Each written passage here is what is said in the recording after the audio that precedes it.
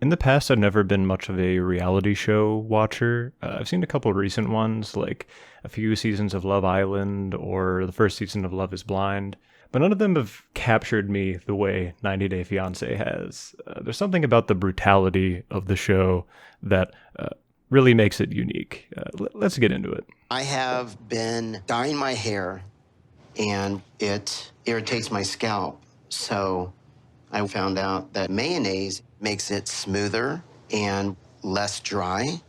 For the uninitiated, 90 Day Fiancé is about people who come to the United States on the K-1 visa in order to get married to an American citizen. Let's say you were a French citizen, and for some reason you would like to get married to an American and then move to America to live with them in marital bliss. One of your options is to use the K-1 visa, which will allow you to come to the United States and marry your partner if you do so within the first 90 days. That would make you a 90-day fiancé. A common turn of phrase in the reality TV world is, are they here for the right reasons? It's a question that people ask themselves about prospective partners in their normal dating lives too. If you're looking for a long-term partner, you might not be interested in someone who is only looking for hookups or seems to only be interested in you for your money, your looks, or something. Reality TV, however, has some kind of unique wrong reasons. The most common one is just for fame. People like to be on TV, and if you can get on TV, you can leverage that fame into maybe a career selling products on Instagram or something. They're clout chasers. They want to be social media influencers, and a good way to do that is to go on a reality show. To be clear, I don't have any moral objection to this on its own. I'm literally in a YouTube video right now. I can't really be throwing stones here. The producers of most reality shows don't let something as flimsy as common decency or shame separate them from their money. And I don't think we should hold the subjects of these shows to any different standard, really. Although there is like a moral obligation to your partner, I guess. Pretending to be in love with someone for money and fame is frowned upon in most cultures. Now, the way clout chasing impacts reality shows, at least in terms of entertainment, it's almost always negative. We want our freaks to be genuine. Half the fun of 90 Day Fiancé is watching people make bad decisions. We want the people on the show to be bad people, but for the right reasons. And sometimes people on these shows can be so aware of the consequences of their actions, like how the internet might react to them being rude to someone else on the show, that they sort of let that control their actions. They're much more reserved, and they're a lot nicer to everyone else, and it makes for really boring TV. I can't exactly blame them for being boring either. If you are like an influencer, there's a real financial impact if everyone is suddenly really mad at you for being crazy on a TV show. I watched a somewhat recent season of Love Island, and there was basically no drama for like 10 episodes straight. And I think it's because everyone was just really on guard. They want to be influencers, and they don't want to look like the bad guy. You can feel the weight of the audience keeping contestants in line. It's really terrible. Fortunately, 90 Day has some natural immunity to the clout chaser, and that's because it's the only reality show that makes you go through the godforsaken process of the K-1 visa. Going on The Bachelor doesn't put you at odds with the hostile bureaucracy of the Department of Homeland Security. There are simply better ways to grow an audience than through international marriage, but that doesn't stop everyone. There are, without a doubt, people on 90 Day Fiancé who are in it for the fame. It's impossible to know if they got into these relationships with good intentions, or if the whole thing was a get rich very slowly scheme. Either way, I think this particular breed of clout chaser is by far the most fun to watch. They're robbing a bank by getting a degree in accounting and then applying for jobs. Also, some people on 90 Day Fiancé push past goals as small-minded as Instagram fame. They ride the wave of marital conflict all the way to their own spin-off show. Some even get their extended family involved. This is as close as you can get to winning 90 Day Fiancé.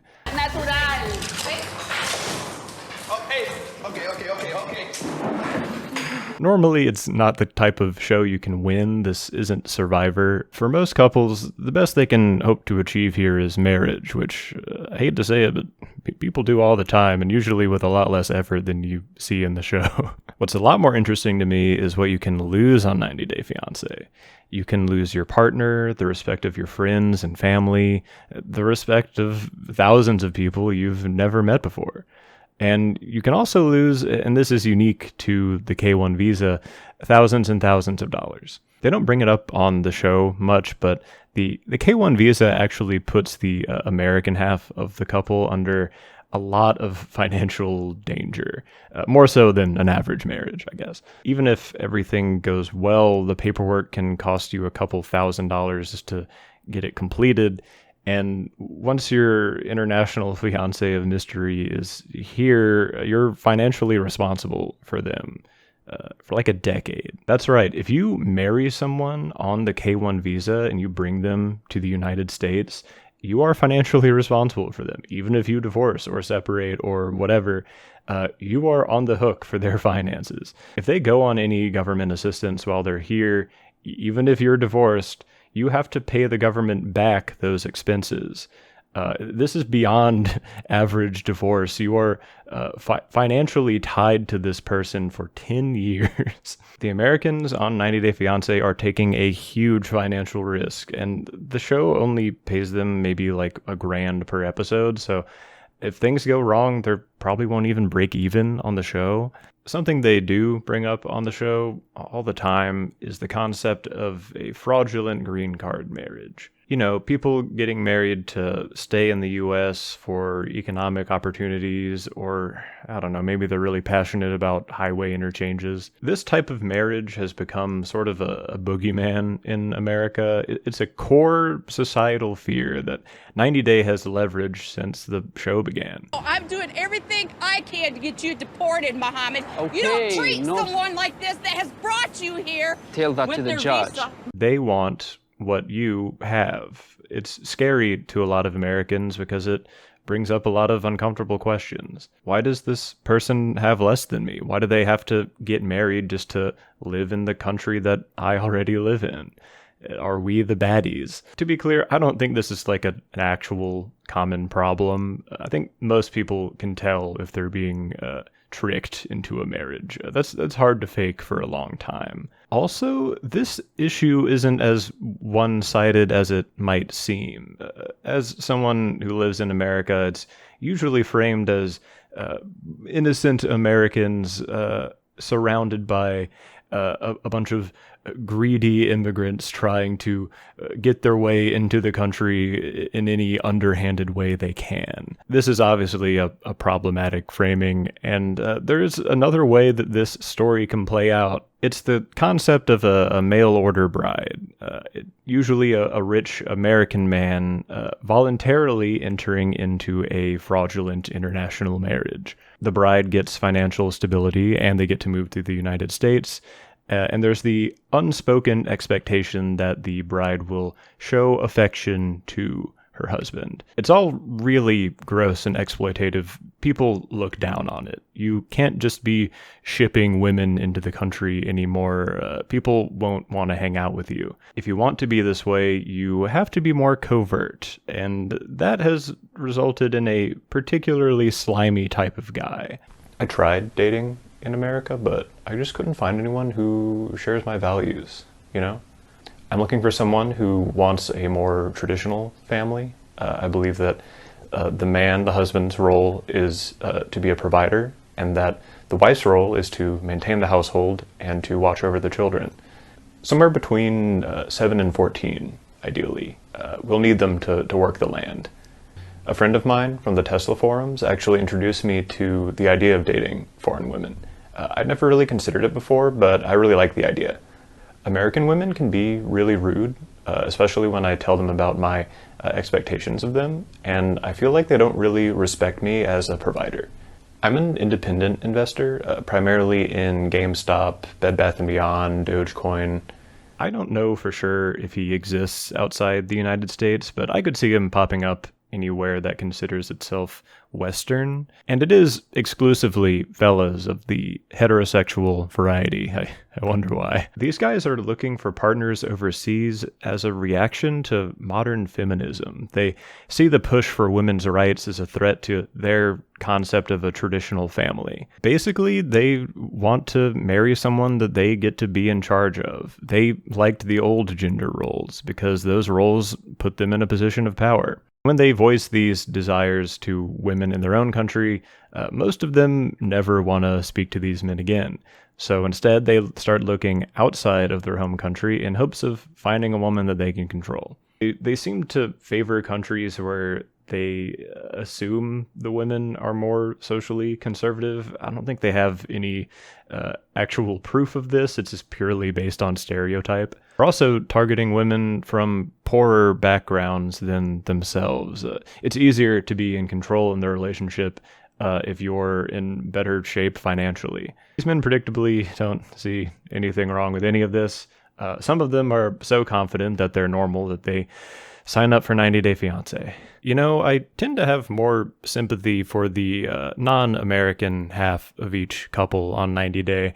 It's not because they're like less likely to be toxic or anything. It's just they start this whole process on the back foot. Even if they don't end up being with a weird misogynist, they still are giving up everything to come to America. They often don't know anyone who actually lives in the United States outside of their partner, and oftentimes there's a language barrier too. They have to almost completely rely on their partners when they get to America, and some of those partners are pretty unreliable. Did you do research? On Morocco? No. The American fiancés are often pretty insensitive to what their partners are going through. It tends to start right when they land. In nearly every season of the show, their fiancé will arrive after like a 15-hour travel day. They've gone through American customs, they've answered their riddles 3, and all they want to do is go to bed. That's the one thing they need in this world, and their partner just does not understand that. Without fail, the American partner decides it's time to get dinner with their family or meet all their friends for the first time or stay up all night having sex. It's everything that their partner does not want to do at this moment. Let your partner sleep.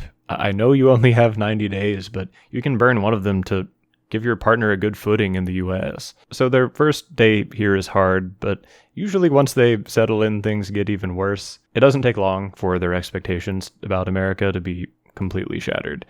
A lot of them have seen movies of like New York and LA and stuff, but they end up moving to small town, which is just not what they had in mind. The main problem here is that they're bored to tears. Their American fiance is going off to work every day to support them because often the foreign fiance can't work in the first place, and they have nothing to do all day. They don't know anyone else in the country, and I feel like it wouldn't be that hard for the American half of the partnership to just introduce them to some friends, maybe have them show them around town. It could go a long way. This person just upended their whole life to come be with you, and you can't let their only human interaction be like you, the parents you still live with, and the 90 Day Fiancé camera crew. Okay, I'll admit, I've been pretty negative so far, and I want to be fair to 90 Day Fiancé. I think that most of the couples on the show are really in love. I mean it. I do. They're in love. It's the only thing that makes sense. Of course, there may be a few couples every season with sinister motives, but I think the majority of them, they just want to marry the person that they fell in love with. It's that simple. They may not be good at communicating. They may be broke and live with their parents. They might be selfish or lazy or aloof or jealous or mean, But when they say they're in love, who are we to argue? We see these couples at their most vulnerable and most stressed. It's a bad look. And a lot of them have a lot of work to do, but also a lot of them are still together long after their season has ended. I have to believe some of these couples are in genuinely happy relationships. And sometimes the show gives you a couple to really root for, a couple that isn't toxic to each other, and the show becomes just this couple versus the situation that they're in. Couples like this make me feel a little guilty enjoying the chaos of 90 Day Fiancé so much. I think the show has a way of humanizing the people on it more than a lot of others. You would never find yourself on a Love Island situation organically, but people really do apply for the K1 visa. It happens all the time. Sure, the producers and editors juice the drama a little bit, but the premise of the show is real. It really brings to light just how needlessly difficult getting the K1 visa is. It's really unfair to only give an immigrant 90 days to decide if they want to get married in the United States. And the U.S. immigration system gets much more brutal than anything we see on the show. It's just strange to see a reality show bring up issues of this magnitude. We see gaslighters, liars, abusers, creeps, cultural insensitivity, immigration issues, and between all that, against all odds, we see people who've fallen in love. I love 90 Day Fiancé. Thanks for watching. You know why I don't have a Why do you Bible? not have something Because about it God? got spilled with tea in the parchment paper, all stuck Why do you not together. have- Peach, please. I'm trying to record a YouTube video. Please stop. Okay, this is the Peach show now. Oh my god, she stopped my recording.